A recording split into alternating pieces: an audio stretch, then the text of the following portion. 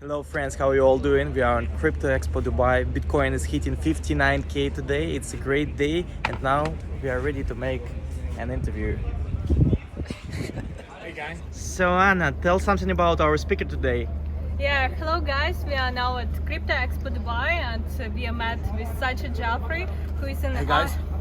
who is an artist, and he is creator of the largest artwork in the world, The Journey of Humanity. And it's nice to see you here again. Thank you. Good to see you. So, can you tell us more about your journey as an artist? What did inspire you to become an artist? I started at a very young age because I was very dyslexic. So I found the world didn't really make sense to me. And the only way I could make sense of the world was through painting. And that's when everything made sense and sort of clicked into place. So I just kept painting, and then I realized that unless I sort of linked to humanitarian causes, my work was pretty average. But when I linked to humanitarian causes and I went out and met kids with special needs and worked with them and met orphaned refugees and worked with them, I realized that you can learn something so special from our children, something so magical, that essence, that stripped essence. And when I connect with that, something magical happens. So I just carried on with that journey, and then it's brought me into obviously this space, the NFT space, which is interesting because with NFTs you can then do something really powerful that is open to billions of people around the world. And you can make it a charitable and a poignant journey. And that's what excites me. That's what I think is interesting. Yeah, so now you got as well into NFT space. Can you tell us when did you discover it and why you're so much excited about it? Yeah, I mean, I've obviously been aware of what could be done and what has been done for a long time, and it was something I wasn't really interested in, and I sort of kept at arm's length. And then, because it's the antithesis of everything I'm about, and yet I then found that actually within this space there's some really good people, and who actually have the right intentions to do something poignant, meaningful, rather than all the nonsense that we see. A lot of the crypto punks and all this nonsense. It's like, the issue with it is all people are doing is creating tradable assets, and people who are buying them don't really care if it's a black dot on a page or if it's a crypto punk or if it's a tree. They buy it because they know that they can sell it for a bit more a bit later, and then buy the next thing and the next thing, and it's become a complete money-making machine. You walk in there and it's like walking on the floor of Vegas in the slot machine area. You just feel this sort of money, and that's not what it's about. We're talking about art, the most beautiful thing on our planet. So then I realized, actually within this space there are some really good people, and if I can connect with them, something poignant and powerful can be done.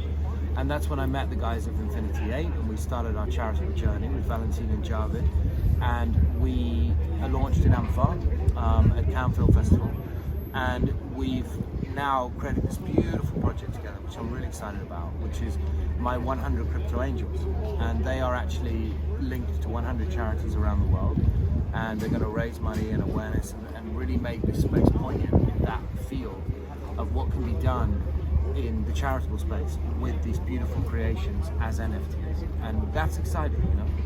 Yeah, it was great to hear from the stage about the launch of your 100 Angels. It's quite a great initiative. And in what do you see the value of NFTs? I think the value is in the content, but at the moment, people can buy an NFT for a small amount and sell it for a bit more, and then buy another one and sell it for a bit more, and they can make money, and that's fine. But that's not all that can be done in this space. But that's not going to go away. That trading is going to keep happening. People are going to make money. It's fine. It's not what I'm interested in. But the beauty of that is it creates a huge ecosystem, and with that ecosystem, something poignant can be done. That's what's exciting, because that's where I come in. To focus on the content of the creation and the intentions with which something's made, and then that becomes something different. But when that's within this huge ecosystem, something amazing can happen. Yeah, and we are now talking so much about NFTs, but they appeared from crypto space. So what is your opinion on crypto? Do you invest into crypto yourself? When did you first know out about it? Yeah, I mean, a little bit, yeah, I do. It's not something I'm hugely into because I don't really have much time. You have to really be plugged in and be, studying that. I don't really have the time or the want, really. because I'm not very money obsessed. So I give 80% of everything I earn to charitable causes around the world. So I'm not particularly money obsessed or driven. But cryptocurrency, of course, is going to be interesting. But what's going to happen is regulatory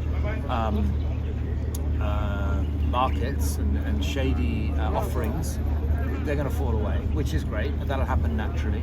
And what will be left are the real guys who actually can do something important. And I think as the regulations change and become more stringent, which they will, there'll be a sort of rebalance. And at that point, we've got a real market. At the moment, we've got a slightly inflated, manipulated market. But the real market is around the corner. 3-4 months, and you've got a solid market that means something that will only do this. And that's going to be interesting. And don't you see the NFTs as a tool to avoid KYC and regulations? Yeah, of course. I mean, it's when the two plug in, and at the moment they haven't been able to plug in because they miss the sockets. The prongs don't fit the socket, but now they are, and there are certain companies now coming up who are going to help with regulations and KYC, and they're coming from the right background, and that's going to become interesting, and that's what's needed now. But NFTs, of course, it goes straight on the blockchain. It becomes something so simple. People get very confused by NFTs. It's also complicated. It's actually much more simple than a title deed of a house where you need solicitors and you spend a fortune and it goes back and forth, and then there's still some loophole in the contract. And on the blockchain, there's no loophole. It's completely simplistic transaction and transfer of ownership, and it makes a lot of sense. And it's definitely here to stay.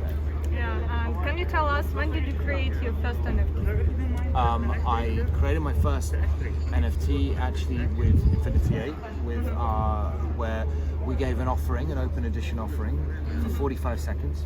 We opened it for 45 seconds in an auction and actually raised $2 million in 45 seconds, which was a big deal.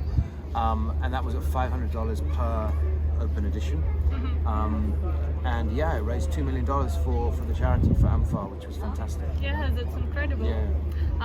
And as well, from the stage, you mentioned that you're not really a fan of all these big auction houses like Christie's, Sotheby's. So can you tell us about? Well, I think it's just an issue, where art is the most beautiful thing in the world. It's owned by the people. Everything is and isn't art. Let's not, start. We don't need people telling us what's good and what isn't, because that's complete nonsense. It's up to the viewer whether they value it and how they value it and what they value it at. And it's become so norm within that space, the physical art world, that Christie's and Sotheby's are God. And it's nonsense, because at the end of the day, if you have people playing God within a space, it changes the entire thing. It becomes a completely manipulated market. There's no other marketplace in the world where that's even legal. So, that's a monopoly, that's a consultant's monopoly, and that's insane. But it's fine, it's played out, it is what it is. And I think in the digital space, there's an opportunity to not create that, and to create a completely open structure whereby the viewer and the purchaser can decide whether something's good or not. And that means all the rubbish will fall away naturally, and the good stuff with real content will come through. But the concern is that within this space, you're going to get the people coming in saying, we're the guys, we're going to tell you what's good, what isn't, we're going to tell you what to buy, we're going to tell you the value of something. And that's what I'm hoping we can avoid. That's because when you decentralize something, that's fine. As long as you don't decentralize it to empower it elsewhere to another entity, then you're not decentralizing anything. Yeah. So let's hope that doesn't happen. And you're connected to so many art collectors as well. Presidents have your art, a lot of big businessmen. So what does these art collectors look for, and why do you think that you became so successful and recognized by all these people? I have no idea. But I think the way it works is you have to disconnect the ego. You have to realize that you are borrowing a moment, and you're borrowing it. And then something magical happens. And then you say thank you, and you give it back. And that's it.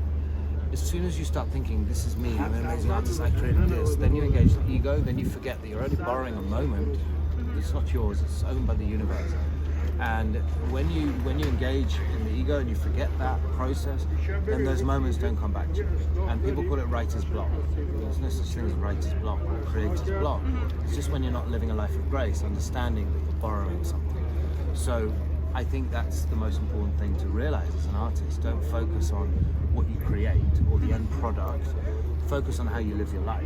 And then every now and then, if you live a life of grace, something beautiful will spill out of you. And that's beautiful to be part of that. But it's not yours.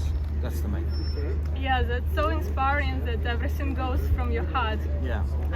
And can you tell us more about your largest painting, The Journey of Humanity? How did the idea of creating the biggest painting come to you? Yeah, it was at the end of COVID, the beginning of COVID, and I just wanted to do something poignant. And I laid down what ended up being the biggest canvas in the world, and I painted for 8 months, 20 hours a day, and created The Journey of Humanity, which is about reconnecting us to the soul of the earth, to each other, to ourselves, to our Creator, but ultimately to the soul of the earth. And then the next section was about realizing the beauty and the majesty of our planet and celebrating that and the understanding of how to look after that better. The next section was about the journey of humanity itself, i.e. the love and nurture of the mother, the guidance and protection of the father, and how they can love and protect, guide and nurture their child through life so the child can feel safe, loved and brave, grow their wings, make their dreams come true. And that was the final section, the solar system, where they could make their dreams come true. But only when they had that foundation to feel love, safe and brave from their parents. So that was the idea, and we cut it up, and after 8 months of 20 hours a day creating it, took 5 months to cut it, roll it, stretch it, hang it, and then we auctioned it and raised a huge amount of money from the sale, $62 million, which was cool. So that became the second most expensive painting sold in history by a living artist, which was amazing. And it was the beginning of this sort of beautiful charitable journey that I'm doing now with Infinity 8 with our NFTs. And I heard that as well from this Journey of Humanity there is a plan to make NFT from it and to make the fragments of There's NFT. no plan yet, but everything's possible. And can you share with us some of your future plans? I've got a lot of stuff going on now. Creating some really beautiful projects, but I can't really announce them just yet. But I will let you know. Okay, so we are waiting for new art. Keep us posted. I will. I'll keep you posted. Lovely to chat. Thank you. Thank you.